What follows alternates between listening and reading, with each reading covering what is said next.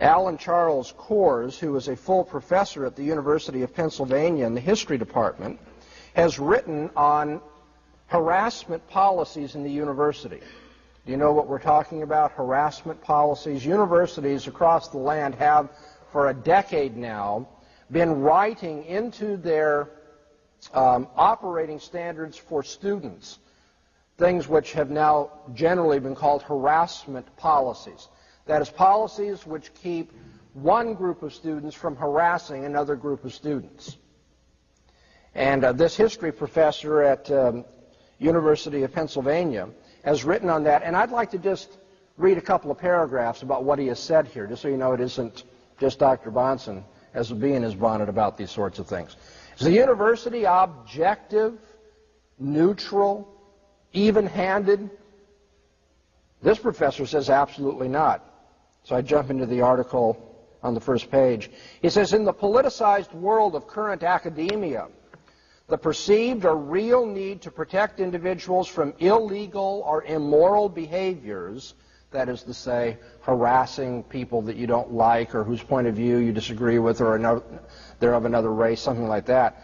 The need to protect individuals from illegal or immoral behaviors is being used as a pretext for, at best, privileging one very particular ideological agenda and school of social thought, and at worst, for creating a repressive apparatus that seeks to censor, directly or indirectly, unwelcome interpretations of the world.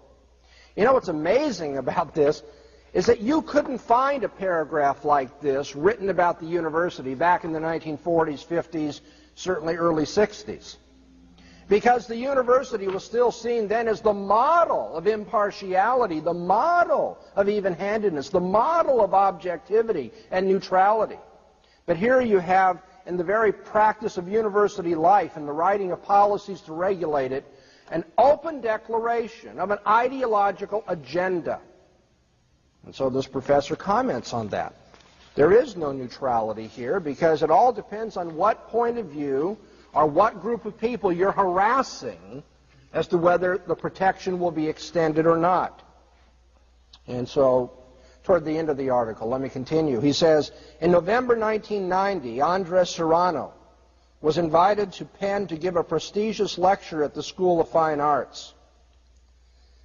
You know the name of Serrano? He is the artist who made national headlines when the National Endowment for the Arts turned out to be supporting him, and he had done a number of works that were offensive, but particularly one called The Piss Christ, which had a crucifix submerged in a jar of urine as a work of art. Now this fellow is invited, you see, to speak at Penn, and I continue. The board of the Newman Club and the Catholic chaplain were outraged, thinking perhaps that the harassment policy might apply to Catholic or indeed Christian sensibilities as well as to, say, black sensibilities or homosexual sensibilities or feminist sensibilities or what have you.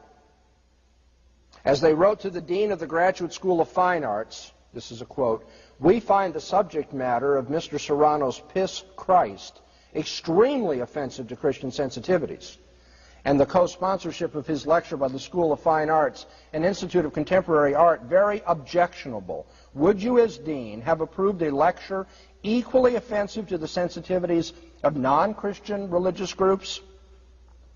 It's the end of the quote. In an interview with the campus newspaper, a student member of the lecture committee noted rightly that, and here we quote again, he was interested in providing a forum for the artist to speak in a place where he would not be restricted by censorship.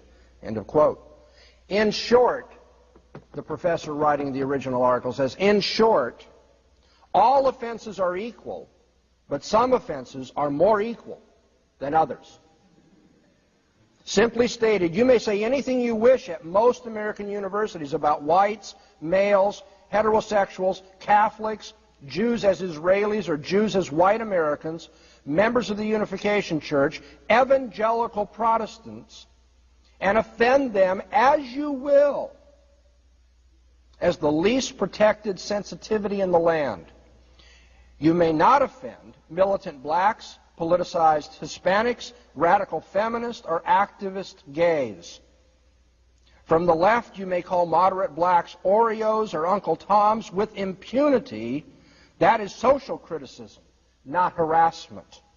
You may equally abuse anti-feminist women as Barbie dolls or mall chicks or psychological captives with impunity. That is analysis, not stigmatization, that creates an offensive environment. You may tell white students whose parents died fighting for freedom that their mothers and fathers were, depending on the context, oppressors, racist, sexist, or baby killers. You may exhibit a cross in urine. If the issue is the sensibilities of white, male, heterosexuals, however vulnerable their egos, universities will talk about the perils of freedom, and indeed correctly so. And then he says, if the issue is the sensibilities of politically correct minorities, evangelicals and Moonies need not apply, he says. Universities will talk about the vulnerability of egos and the absurdity of an ahistorical definition of freedom.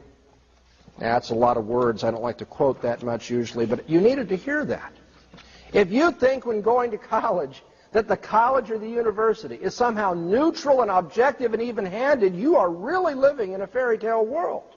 Double standards will be found galore on the college campus, inside and outside the classroom. You will find, particularly inside the classroom, a failure to be neutral and objective because the professor selectively considers those options which he thinks should be taken seriously. Selectively considers the evidence that he or she wants to put before you in terms of your required reading assignments. Neutrality is not practiced at the university.